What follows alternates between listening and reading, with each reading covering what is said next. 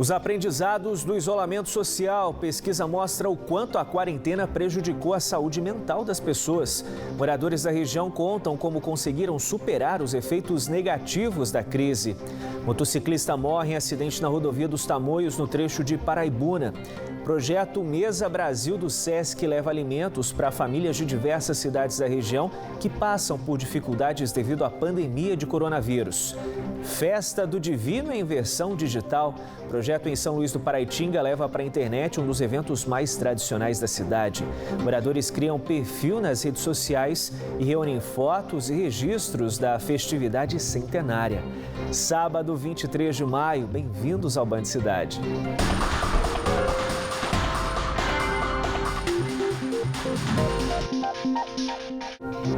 Boa noite para você. Uma pesquisa feita por uma ONG revela que muitas pessoas avaliaram o estado de saúde mental delas como regular, ruim ou péssimo durante este período de isolamento social. Para cuidar deste lado emocional, moradores da região contam que precisaram mudar a rotina e investir em novas habilidades. O Diego de Taubaté foi diagnosticado com transtorno de ansiedade generalizada. Ele chegou a fazer uso de antidepressivos durante um tempo para controlar o excesso de preocupações e angústias com relação ao futuro, o que é comum nesses pacientes. Mas o engenheiro elétrico resolveu suspender o tratamento e buscar alternativas para melhorar a vida. Retomar os estudos foi a saída para manter o equilíbrio, ainda mais durante este período de isolamento social. Para enfrentar esta pandemia foi preciso planejamento para manter a mente em ordem e saudável. O medicamento não fazia efeito, eu precisava de alguma outra forma de me distrair. Eu descobri que a minha ansiedade, ela vinha do fato de eu pensar o que pode acontecer demais. E quando eu estava com amigos, isso não acontecia, porque eu estou o tempo todo distraído com eles. Não estando com eles, eu precisei me distrair de outra forma. E uma dessas formas foi voltar a estudar, né? Eu voltei a estudar filosofia, voltei a estudar sociologia, sabe, o comportamento humano. O engenheiro elétrico que vive sozinho decidiu moderar o uso das redes sociais durante esta quarentena para manter o equilíbrio emocional.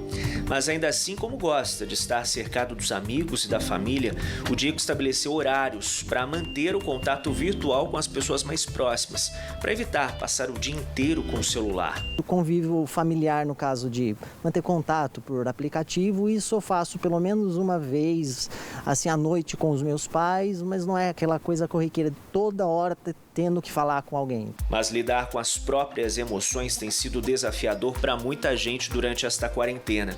Um estudo realizado pelo Instituto Feminino, uma ONG da capital paulista, revelou como anda a nossa saúde emocional durante este período de isolamento social. Quase 500 pessoas foram entrevistadas para o levantamento. 63% avaliaram o estado de saúde mental delas como regular, ruim ou péssimo nas últimas 4 semanas. Entre os entrevistados, a maioria relatou estar mais ansiosa. Para não ficar parado, o Wellington de São José dos Campos, que levava uma rotina intensa de treinos antes da pandemia para ocupar a mente, resolveu investir o tempo livre nos negócios.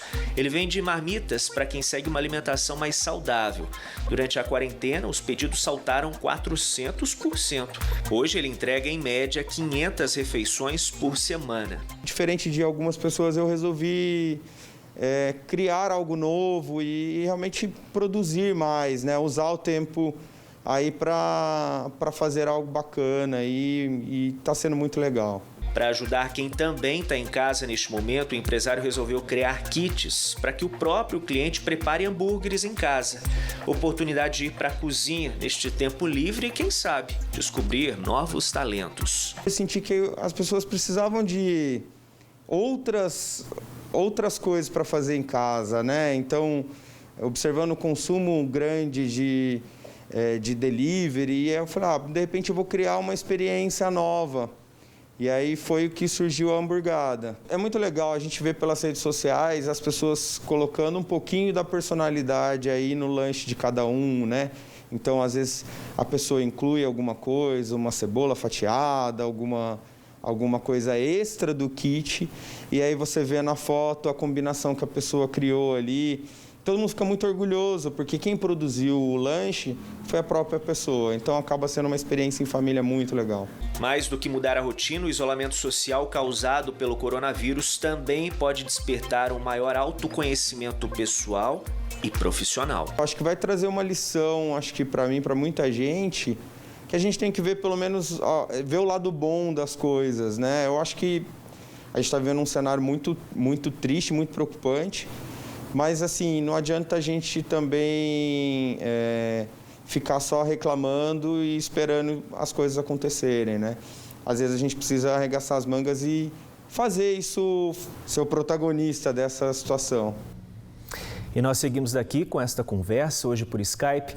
A nossa entrevistada é a psicóloga Camila Cury, que nos ajuda a refletir um pouquinho mais sobre os efeitos da quarentena na nossa vida pessoal, emocional e profissional.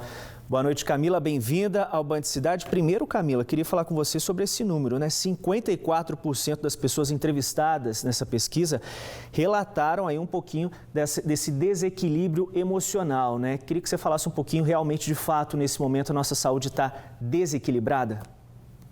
Com certeza. Boa noite, um grande prazer estar aqui com vocês. E o estado emocional precisa ser alerta, não somente nesta pandemia, como já era anteriormente. 50% da população mundial tem ou desenvolverá um transtorno psiquiátrico ao longo da vida. Então, nós estamos falando aí de um grande problema e que foi acentuado nesta quarentena, pela incerteza, pelo excesso de informação, como eu ouvi naquele relato, né, de filtrar um pouco o tempo que se gasta na rede social, é fundamental para quem deseja sobreviver com saúde psíquica nesse momento tão desafiador.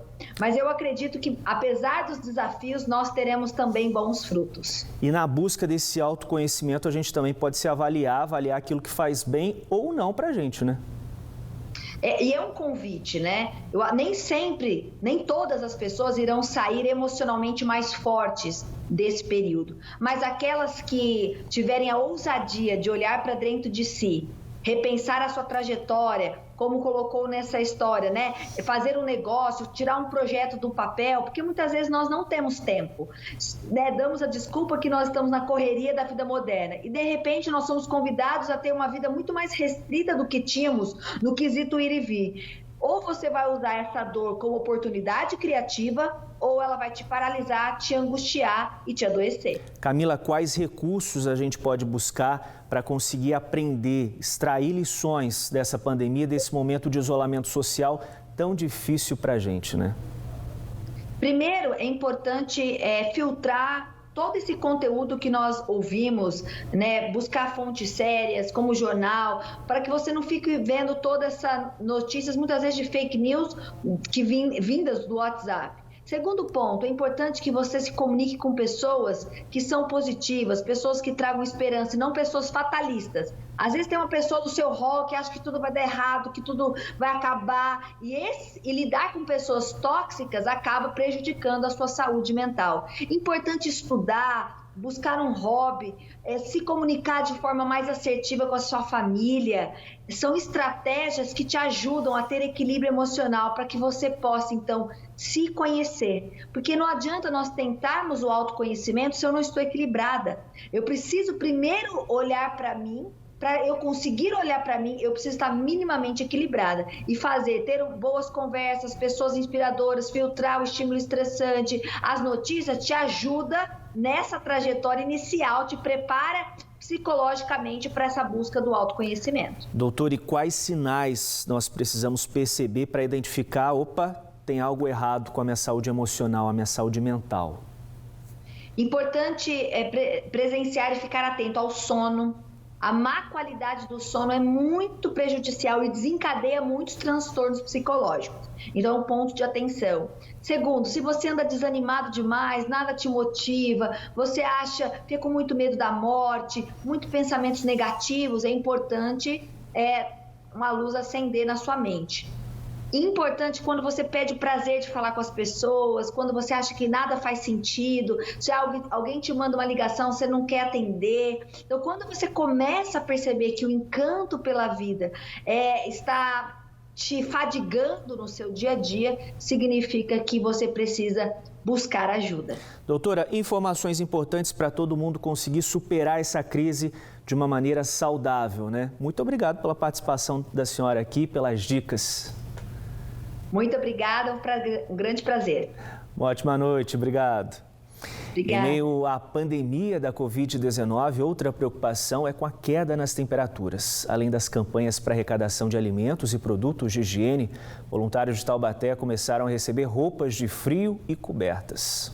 O hall de entrada do prédio que a Valéria mora, em Taubaté, virou o centro de triagem de doações. É que desde a semana passada ela começou a arrecadar agasalhos para ajudar famílias carentes. Vizinhos, como a Neliane, já começaram a se mobilizar para doar. A dentista separou várias peças boas que estavam sem uso no guarda-roupas. Eu sempre colaboro, né? Sempre eu faço um exercício de retirar aquilo que está há uns meses já sem uso.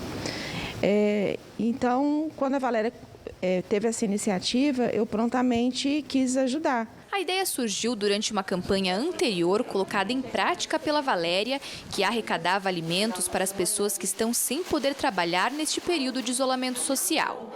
Nesta iniciativa, mostrada pelo Band Cidade, ela percebeu que roupas de frio também estavam em falta nessas famílias. Anteriormente, nós fizemos uma campanha aqui no condomínio também, juntamente com meus vizinhos, de alimentos para levar para as famílias que estão desempregadas.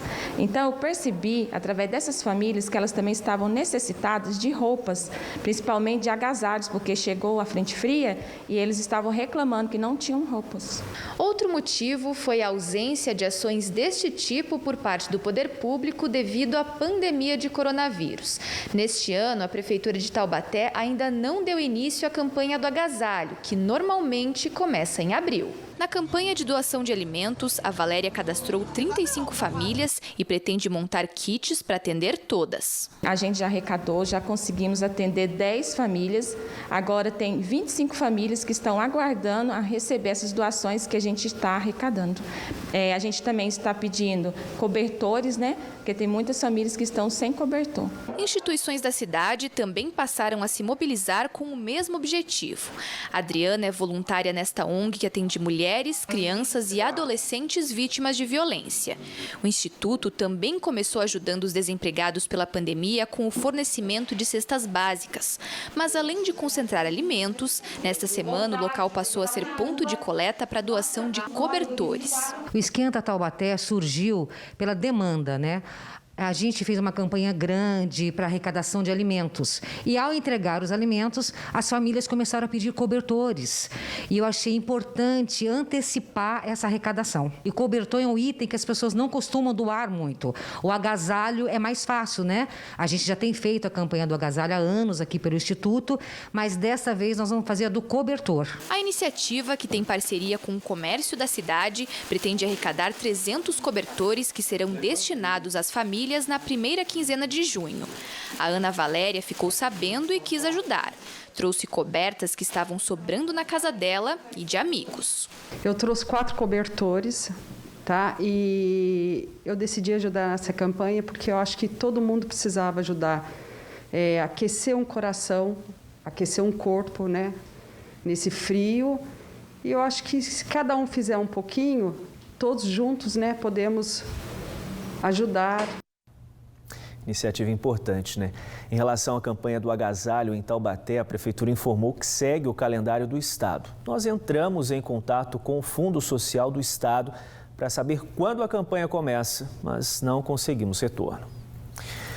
Hoje, a Secretaria de Saúde de São José dos Campos confirmou mais uma morte por Covid-19 na cidade. O paciente era um idoso de 96 anos.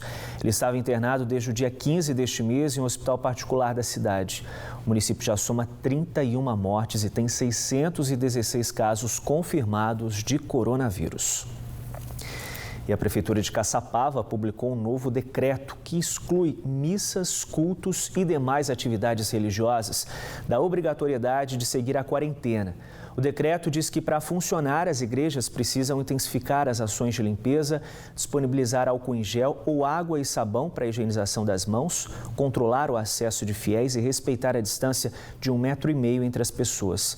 Nós procuramos a Diocese de Taubaté, responsável pelas igrejas católicas de Caçapava, que informou que, por prudência, vai esperar o anúncio do governo do estado para a liberação das atividades. Por enquanto, as igrejas católicas seguem fechadas até o dia 31 deste mês. Em instantes, no Band Cidade, o projeto do SESC leva alimentos para famílias de várias cidades da região. Em Pindamonhangaba, doações reforçam o trabalho desenvolvido pelo Fundo Social de Solidariedade do município. Continue com a gente, o Band Cidade deste sábado volta em instantes, hora certa para você, 7 horas e 5 minutinhos.